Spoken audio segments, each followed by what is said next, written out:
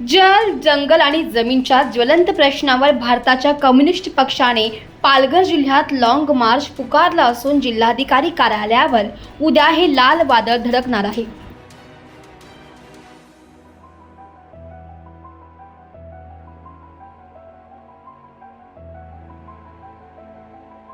चारोटी नाका ते पालघर जिल्हाधिकारी कार्यालयापर्यंत लाँग मार्चला सुरुवात झाली।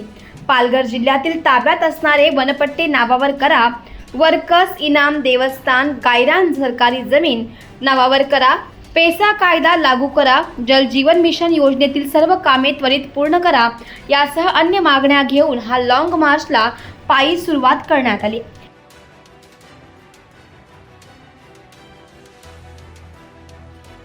स्थानिकांच्या मागण्या जिल्हाधिकारी कार्यालयावर निवेदन देऊन मांडल्या जाणार आहे।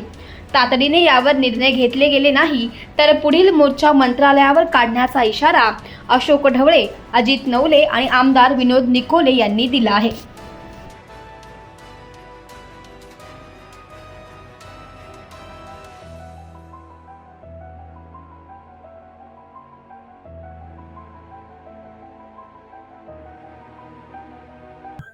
आज डहाणू तालुक्यामध्ये चारोटी या ठिकाणावरून मार्क्सवादी कम्युनिस्ट पार्टीच्या नेतृत्वाखाली हा जो अत्यंत विशाल असा लॉंग मार्च किंवा लाल वादळ हे पुन्हा एकदा सुरू होत आहे वर्षाच्या सुरुवातीला आणि हे पालघर जिल्हाधिकारी कार्यालयापर्यंत पोहोचणार आहे। याच्या मागचं मुख्य कारण गेले अनेक वर्ष लाल बावटा या मागण्यांसाठी लढतोय। सरकार केवळ आश्वासनं देत आहे पण प्रत्यक्षामध्ये एकही आश्वासन पूर्ण झालेलं नाही आणि म्हणून या सगळ्या मागण्या धसास लावण्यासाठी वनाधिकाराची मागणी आहे। 2006 साली कायदा झाला, आज 20 वर्ष झाली पण सरकारला खरंच म्हणजे निर्ढावलेल्यापणाचं म्हणजे कळस आहे। 20 वर्षात सुद्धा गोरगरीब आदिवासींच्या नावावर जमिनी झालेल्या नाही। इथे डहाणू, तलासरी, पालघर मध्ये वर्कर्स जमिनीचा प्रश्न आहे, देवस्थानचा प्रश्न आहे संबंध जिल्ह्यात। आज त्याचबरोबर इनामी जमिनीचा प्रश्न आहे। शेतकरी कष्टायत पण त्यांच्या नावावर होत नाही म्हणून त्यांना सरकारी कर्ज मिळत नाही, कुठल्याही योजना मिळत नाहीत म्हणून हे सगळे मुद्दे नावावर कसेल त्याची जमीन झाली पाहिजे या मुद्द्यावर हा एक महत्त्वाचा मुद्दा आहे। दुसरीकडे मोदी सरकारने आत्ताच मनरेगा जो कायदा आहे, महात्मा गांधींच्या नावावर रोजगाराचा हमीचा कायदा, हा आत्ता रद्द केला आणि एक नवीन कायदा तथाकथित पण जो अत्यंत संशयास्पद आहे, जो अजिबात लोकांना रोजगारापासून वंचित ठेवेल अशा तऱ्हेचा कायदा आणलाय। त्याचा निषेध इथे केला जाणार आहे। मनरेगाचा कायदा पुन्हा आणा ही मागणी केली जाणार आहे। हे जे संबंध विजेचं खासगीकरण करून मोठमोठ्या उद्योगपतींना नफा कमवून द्यायचा, गोरगरीब लोकांना प्रचंड मोठी बिलं करून लुटायचं, ही स्मार्ट मीटर योजना रद्द केली पाहिजे ही आमची मागणी आहे। त्याचबरोबर वाढवण आणि मुरबे बंदर हे या ठिकाणी आणतायत, विकासाचं नाव घेतायत पण या ठिकाणी विकास मूठभरांचा होणार आहे। जो सर्वसामान्य गोरगरीब आदिवासी आणि बिगर आदिवासी जो शेतकरी आहे, जो मच्छीमार आहे, त्या सगळ्याला देशोधडीला लावण्याचं हे सगळे धंदे आज भाजपचं हे सरकार करते आणि म्हणूनच हे सगळे मुद्दे जल जीवन मिशन आहे, तिथे सगळ्या लोकांना पिण्याचं पाणी, शेतीसाठी पाणी मिळण्याचा प्रश्न आहे, रेशन, शिक्षण, रोजगार, आरोग्य हे सगळे मुद्दे आहेत। हे मुद्दे सगळे या मोर्चामध्ये आम्ही घेतोय आणि पालघर मध्ये प्रश्न सुटेपर्यंत लेखी मागणी पत्र दिल्याशिवाय आणि अंमलात आल्याशिवाय हा मोर्चा तिथून उठणार नाही हे सुद्धा आजच आम्ही या ठिकाणी डिक्लेअर करतोय। हे काही साधं सरकारने हे हलक्यामध्ये घेऊ नये कारण हे लोक इथून हलणार नाहीत हे अगदी स्पष्टपणे या ठिकाणी लाल बावट्याच्या वतीने, मार्क्सवादी कम्युनिस्ट पक्षाच्या वतीने आम्ही इशारा देतोय।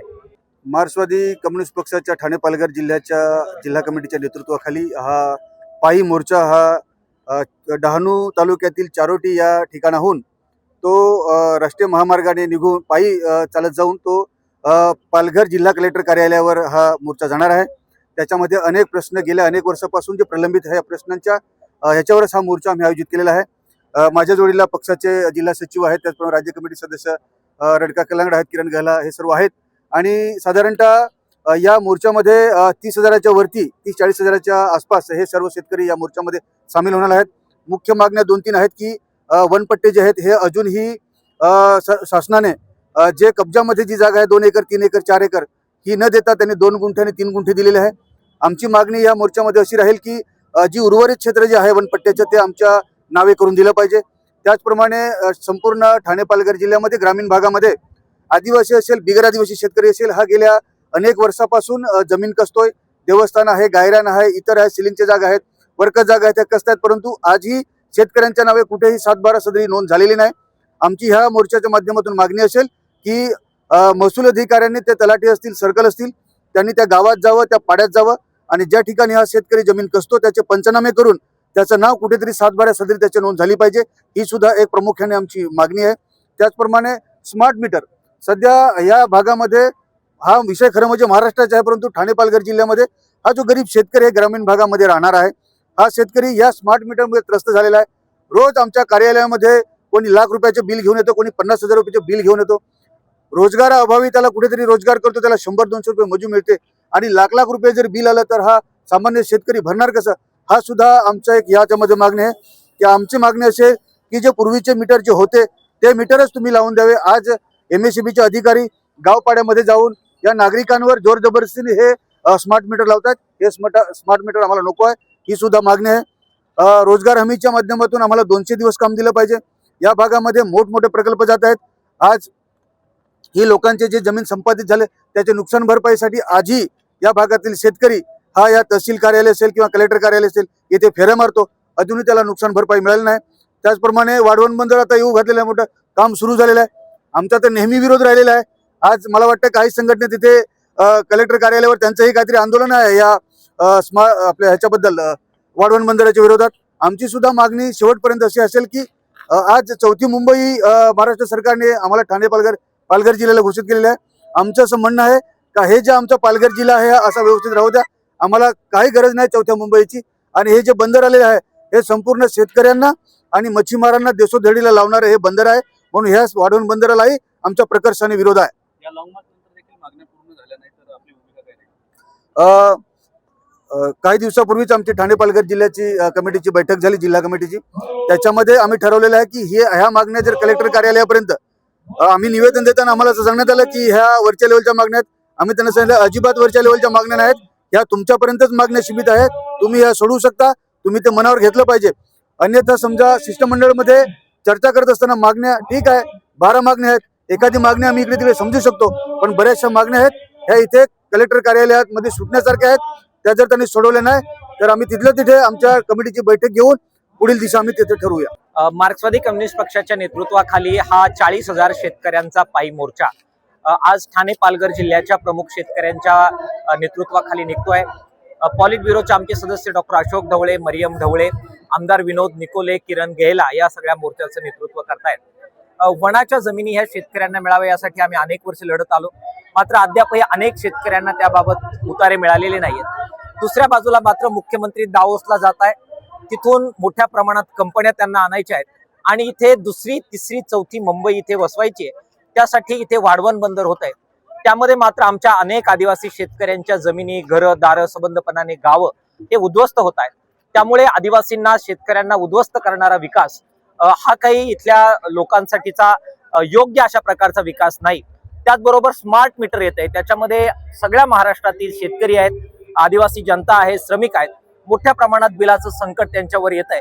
त्यांना लुटून अदानी अंबानीच्या तिजोऱ्या भरायचे उद्योग हे महाराष्ट्राचं सरकार करतंय. या सगळ्याला विरोध करण्याची भूमिका आम्ही घेतलेली आहे. मोठ्या प्रमाणात शेतकरी एकत्र येतील, पायी चालतील.